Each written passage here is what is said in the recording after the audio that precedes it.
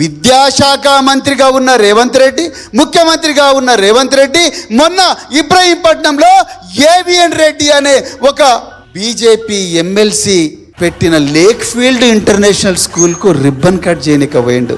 నేను అడుగుతున్నా, lake field international స్కూల్లో ఫీజు ఎంత ఉంటుంది? 5 లక్షలు ఉంటుంది. ఎవరు కడతారు నాయన 5 లక్షలు? నీ కొడుకు కడతాడేమో రేవంత్ రెడ్డి, నీ బిడ్డ కడతాడేమో, నీ మనవాడు కడతాడేమో, మా బిడ్డలు కట్టలేరయ్యా. అందుకరికే కదా కేసీఆర్ గారు మా అందరికి గురుకులాలు పెట్టి ప్రతి బిడ్డకు సన్న బియ్యం పెట్టి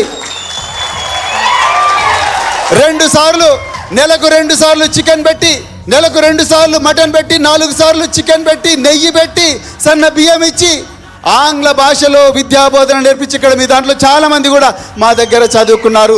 I'm not inferior to anyone. I shall be the leader wherever I am. I shall do what I love and be different. I shall always think big and aim high. I shall be honest, hard working and punctual. I shall never blame others for my failures. I shall repay what I borrow.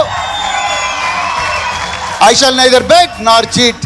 I shall never fear the unknown. I shall never give up అనే ఒక కొత్త భాషను తెలంగాణ బిడ్డలకు నేర్పించింది కేసీఆర్ కాదా?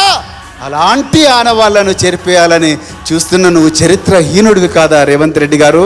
ఒక్కసారి ఆలోచించండి. వీటి గురించి కదా మనం ఈరోజు రోడ్డెక్కాల్సింది.